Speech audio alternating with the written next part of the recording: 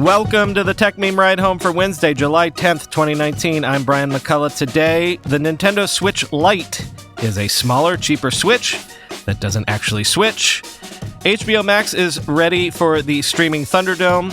Is Slack falling behind Microsoft Teams? An effort to close a funny tax loophole for crypto investors. And at the end of this show, our first ever podcast classifieds. Here's what you missed today in the world of tech. So the rumors were true. Nintendo has announced a new Nintendo Switch console, the Nintendo Switch Lite, that comes in at $200, which is $100 cheaper than the original Switch. It's launching September 20th. And light means light. It's slightly smaller, sporting only a 5.5-inch screen, 720 pixels compared to the 6.2-inch screen on the original. And that's only the beginning of the changes, quoting from TechCrunch. The biggest difference between the Nintendo Switch and the Nintendo Switch Lite is that you can't connect the Switch Lite to a TV. There's no dock or port designed for TV connection. That's not the only compromise you'll have to make, as the Joy-Con controllers aren't detachable. You can't put your Switch on a table and keep the controllers in your hands, for instance. Of course, you can buy Joy-Con controllers or the more traditional Nintendo Switch Pro controller separately. You'll have to find a way to charge your Joy-Con controllers without the Switch. The charging grip could do the job, for instance, end quote. So basically, it's a Switch, but without the switching functionality, the ability to switch between big screen gaming and mobile gaming. So then what is the point of this, aside from a cheaper starting price point? Is this just supposed to be a budget Switch, or maybe your spare second Switch or something like that? Like you could have one for each kid in your family? Quoting Scott Stein from CNET, "Is it really a Switch? Does that even matter? I play my old Nintendo Switch in handheld mode most of the time. Nintendo's holiday version of the Switch is making a bet that, for many people, that will be good enough." To be clear, the original Nintendo Switch, which sold 34 million systems globally in the first 2 years, will stick around alongside the Switch Lite at the original $300 price. "We believe the two systems will complement each other and coexist in the market," Nintendo of America President Doug Bowser said in a conversation with CNET, distinguishing the Lite as a, quote, compact, lightweight, dedicated gaming device, end quote. Although, isn't that what the Switch was always supposed to be? Stein concluded his hands-on review by saying this, quote, "I could see myself wanting to take the smaller Switch on trips while leaving the household Switch behind. But then how would I transfer games between systems? Nintendo hasn't made it easy to do that, but there might be a solution coming. Quote, yes, you will have the ability to transfer between devices your gameplay experiences. More to come on there, but that is the intention," Bowser told me. "Could that be the multi-device account solution I've been waiting for? Maybe Nintendo has a plan in place to make it easier to switch Switches," end quote. Well, we now know the official name of AT&T/Warner Media's entrant into the streaming video wars. Wisely, they are trying to leverage the HBO patina because it will be called HBO Max, and it's scheduled to debut this spring with 10,000 hours of exclusive programming. And as expected, they're leaning on that programming with the keyword exclusive underlined, quoting from Engadget. Most notably, that includes exclusive rights at launch to every episode of Friends. True to its word, AT&T won't let Netflix and others share its classics. There are similar on-launch exclusives for Fresh Prince of Bel-Air and Pretty Little Liars. You can also expect streaming exclusives for some CW shows, including Batwoman and the Riverdale spinoff Katie Keene. HBO Max will also have movie exclusives lined up with Reese Witherspoon, at least 2 romantic comedies, and Greg Berlanti for young adult titles. The service will debut later than originally expected in spring 2020, but should have 10,000 hours of material, including already announced projects like Denis Villeneuve's Dune: The Sisterhood, the Anna Kendrick-led comedy series Love Life, and an animated prequel series for Gremlins, end quote. So it is interesting that Warner will be debuting this after several of the other competing services will have launched. Might they be a bit behind the 8 ball there. And speaking of those other services, I try to track this stuff every day, and yet today I learned about one that even I wasn't aware of. Apparently, a BET Plus will be launching this fall. It's a streaming service that is a joint venture with Tyler Perry and will feature Perry's library of content. He'll also be producing 75 hours of original content for the service, as well as content from various Viacom brands. I know this because The Hollywood Reporter reported that Devin Griffin will be overseeing BET+.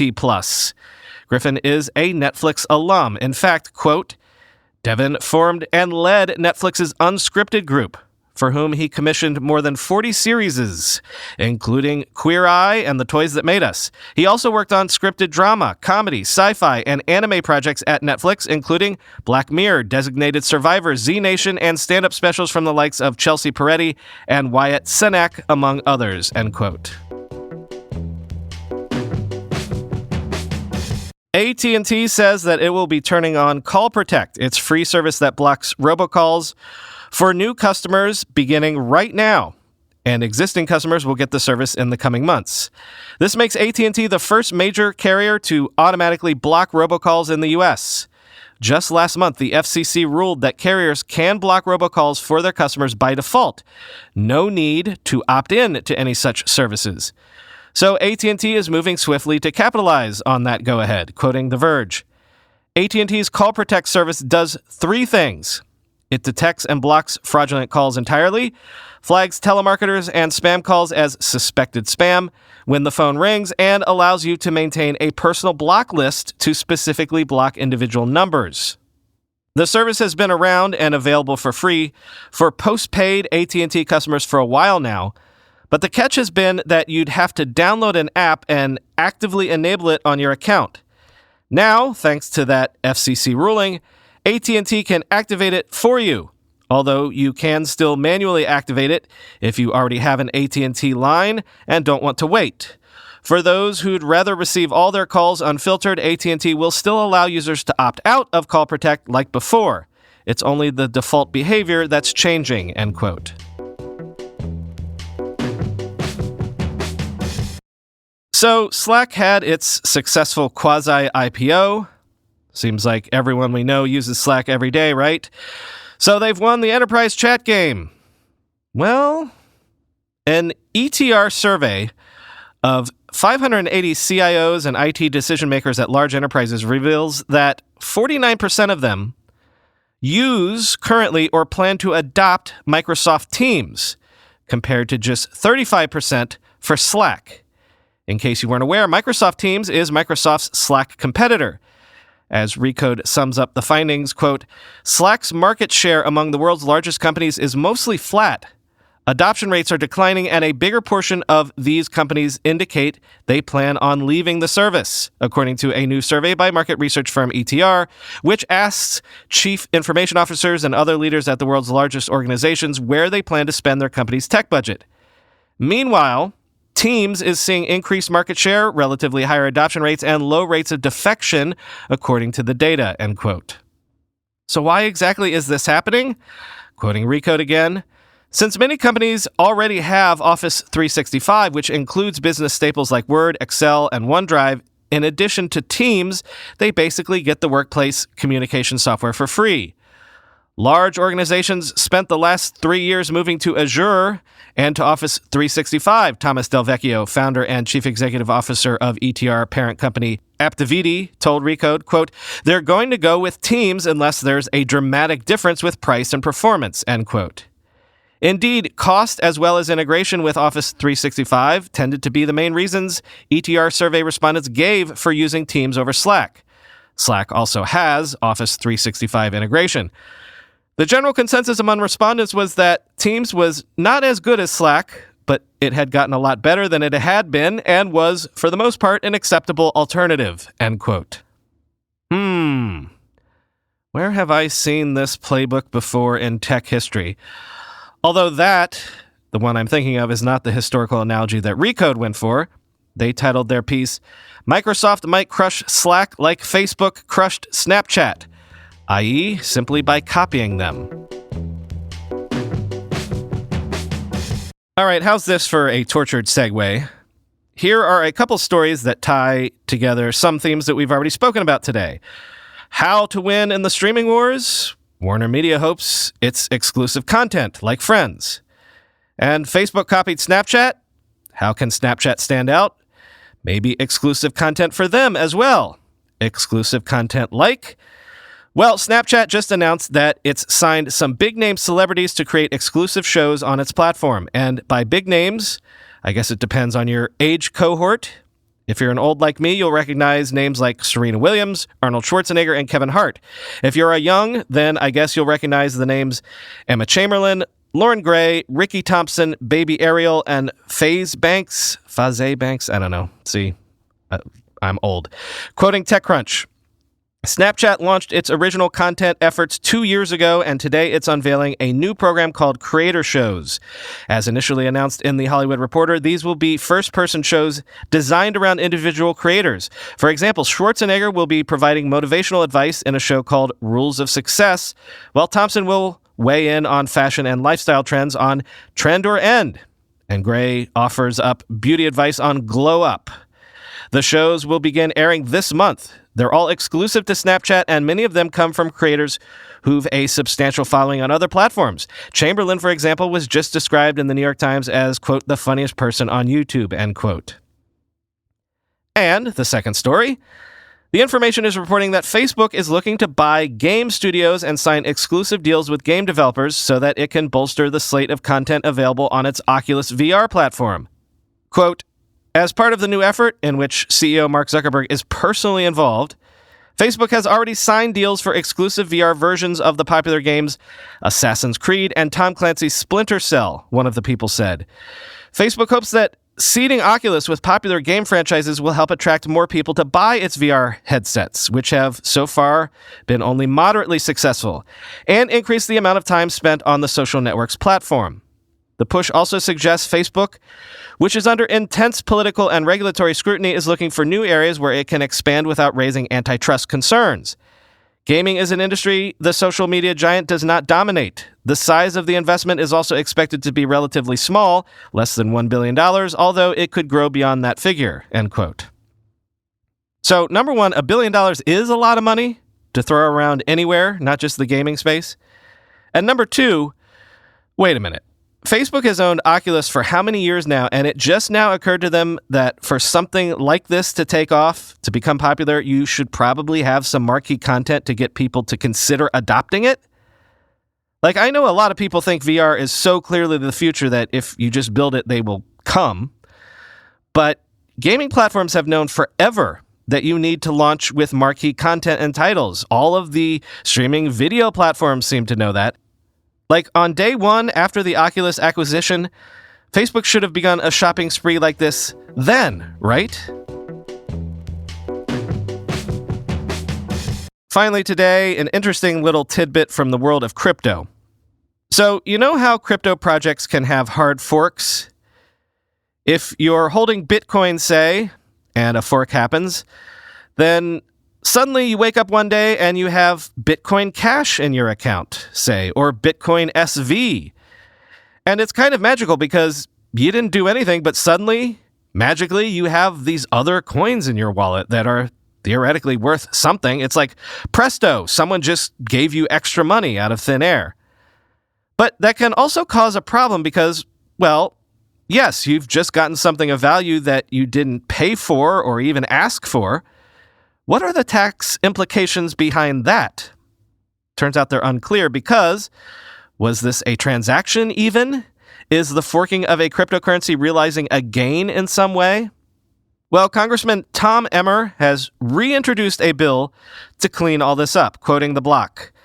The so-called Safe Harbor for Taxpayers with Forked Assets bill attempts to bring tax clarity around so-called hard forks when a cryptocurrency splits into two new separate blockchains. The bill was first introduced by Emmer in 2018, where it eventually lost momentum in the U.S. House Committee on Ways and Means. Emmer said he would reintroduce the bill during CoinDesk's consensus conference in May and made comments that the new iteration could differ from the old version. As the name implies, the bill will provide a safe harbor for taxpayers when their assets are forked, meaning they won't have to face penalties if they don't pay taxes on forked assets correctly. Currently, they can be considered undeclared income by tax agencies. Further, it will restrict fines against individuals that attempt to report those assets until the IRS provides any type of guidance regarding the appropriate means of reporting them, per a press release highlighting the original 2018 bill. The reintroduced bill aims to safeguard crypto users due to a lack of clarity from the IRS and could remedy the situation, according to James Faust, a senior research fellow at Coin Center. It is unfortunate that the IRS's inaction has made this bill necessary, but we're grateful that Representative Emmer is reintroducing the legislation to protect American taxpayers against tax penalties caused by the lack of IRS guidance on these issues, said Faust, end quote. So after I stop pontificating right now, as promised, we're going to hear the first ever podcast classifieds on this show.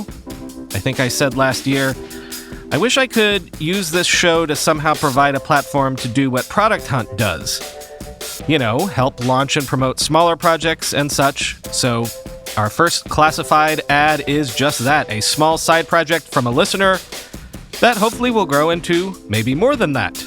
If you want to buy a classified ad for your project, for yourself, you can do so by going to ridehome.info/classifieds. Link in the show notes. Basically, for $200, you can buy a classified ad read like the one you're about to hear. As I said, I was surprised how eager some of you were to try this out. And again, this is very much a trial. But yeah, if anyone is interested, like I said, some of you reached out about using this to tell the Mutant Podcast Army that you're looking for work, so you could have me read that message and send people to your resume. And some of you were looking to find good folks to hire, so specific job openings might work.